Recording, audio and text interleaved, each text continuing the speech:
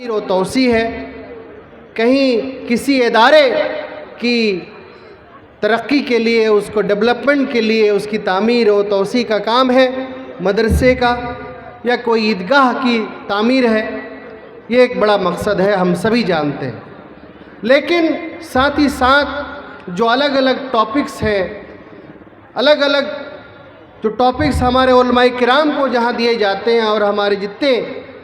मुक़र्रिन हजरात हैं वो बात रखते हैं, उस पर भी हमें गौर व फिक्र करना पड़ेगा।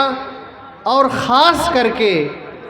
जितने सामीन हजरात हैं जो जलसे में आते हैं, वो ये समझ करके आए कि हमें चंदा भी देना है, हमें मदद भी करनी है जिस मकसद से बुलाया गया है, और जो दूसरा बड़ा मकसद है कि हम ज़रूर इस जलसे से जब जाएं तो कुछ ले करके जाएं, कुछ सुन करके जाएं सिर्फ नहीं, बल्कि कुछ आने वाले ज़िंदगी के लिए कुछ अमली जामा पहनाने को लेकर के जो उलमाए किराम ने हदीस व कुरान की रोशनी में बातें रखी उसको ले करके जाएं। एक शेर है कि मस्जिद तो बना दी शब भर में ईमा की हरारत वालों ने, मन अपना पुराना पापी था बरसों में नमाजी बन न सका। यकीनन मस्जिद की तामीर और तरक्की, उसकी तोसी निहायत ही ज़रूरी है,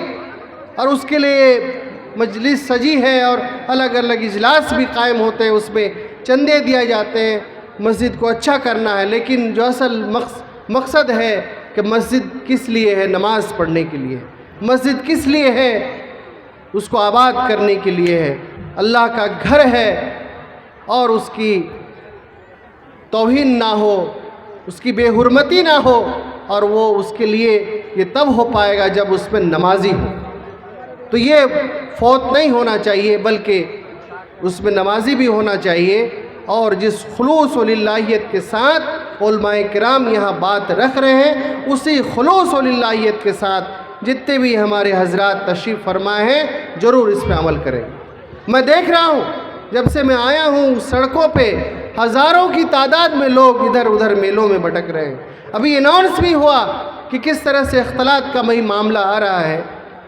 तो ये जलसे का एहतराम नहीं है। जलसे का एहतराम ये है कि जो भी जलसा के आसपास आप भटक रहे हैं, आसपास आप चल रहे हैं, उसके एहतराम ये है कि आप जलसा गाह में तशरीफ़ लाएं और उलमाए किराम की बातों को सुने। और यहाँ पर जिस मकसद से मैं देख रहा हूँ, यहाँ पे स्कैनर भी लगा हुआ है अलग अलग, तो चंदा देने के लिए जहाँ आप यहाँ स्टेज पे दे सकते हैं, हमारे और उलमा तशरीफ़ फरमाएंगे, वो चंदा लेंगे। साथ ही साथ आप ऑनलाइन भी डायरेक्ट मस्जिद को चंदा दे सकते हैं। ये बहुत अच्छी शुरुआत यहाँ राघोपुर के इंतज़ामिया ने की है, उनको मैं धन्यवाद देना चाहता हूँ, मुबारकबाद पेश करना चाहता हूँ। साथियों, नौजवान दोस्तों और बुज़ुर्गों, तमाम बातें उलमाए किराम बताएंगे, हम लोग सुनेंगे भी, लेकिन दो तीन चीज़ें मैं बता के जाना चाहता हूँ आपके बीच, और वो ये है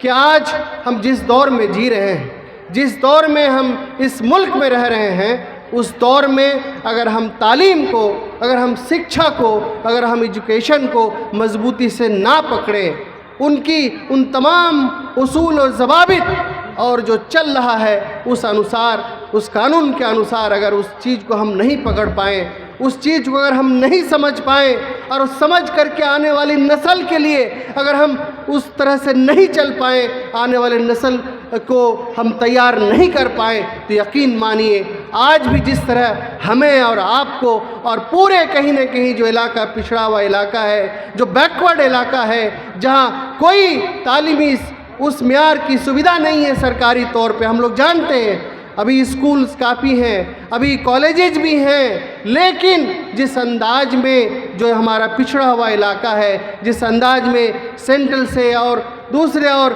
बिहार से जो इस खित्ते को तरक्की देने के लिए जो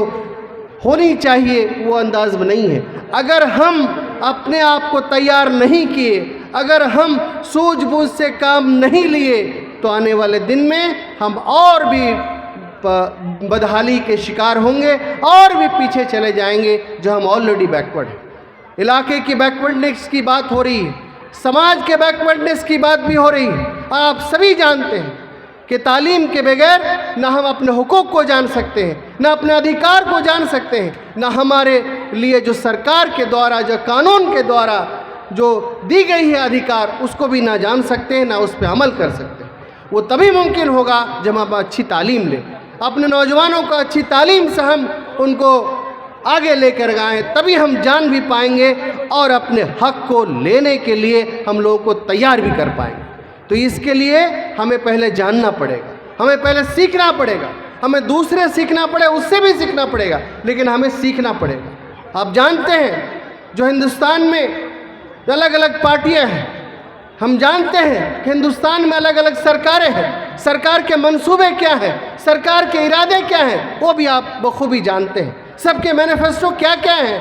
कौन सी पार्टी है, कौन से लोग हैं जो देश को जोड़ के लेके जाना चाहते हैं, कौन से लोग हैं जो देश को तोड़ना चाहते हैं, आप भी बखूबी जानते हैं। तो ऐसे वक्त में आपके लिए और हमारे लिए ऐसे लोग जिनको हम वोट देते हैं, ऐसे लोग, ऐसी पार्टी जिनको हम अपना समर्थन देते हैं, समय पे हम उनका अपना पूरी तरह से हिमायत करते हैं, ऐसे समय में आपकी और हमारी जिम्मेदारी है कि जिनको हम समर्थन करते हैं उनसे, उनके साथ भी उनको भी हम सवाल करें, उनसे भी पूछें, उनसे भी अपना हक मांगे, उससे भी अपना हम राइट मांगे कि इलाका पिछड़ा हुआ क्यों है, हमारे लोग अभी तक पिछड़े हुए क्यों हैं, क्यों नहीं है इलाके में इंडस्ट्री है, क्यों इलाके में रोज़गार के साधन नहीं है, क्यों इलाके में आज भी अच्छी तालीम के लिए हमारे पास सुविधा नहीं है। ये आपको मांगने का अधिकार है। हम लोग सरकार में हैं, ये कहने में कोई गुरेज नहीं है। यकीनन बहुत सारे अच्छे काम भी हो रहे हैं, लेकिन जो पसमानदा इलाका है,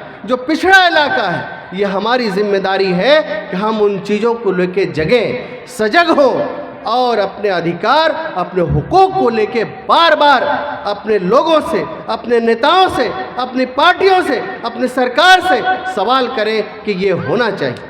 और यकीनन जब हम बार बार करेंगे, जब बार बार पूछेंगे, तो यकीनन उन सवाल को सुनी भी जाएगी और सवाल को लेकर के बात भी होगी और आने वाले दिन में उसको लेके खाका भी तैयार होगा। साथियों, दोस्तों, बुजुर्गों, हम सभी जानते हैं अच्छी तरह से, अभी जातीय जनगणना हुआ बिहार में, और जातीय जनगणना के बाद एक बिहार में एक अलग तरह की राजनीति हो रही, और होना भी चाहिए। पूरे देश में आदरणीय राहुल गांधी जी बता रहे हैं कि जातीय आधार पर जनगणना के अनुसार सभी को जो बैकवर्ड लोग हैं, जो पिछड़े लोग हैं, उनको भी हक अधिकार मिलना चाहिए।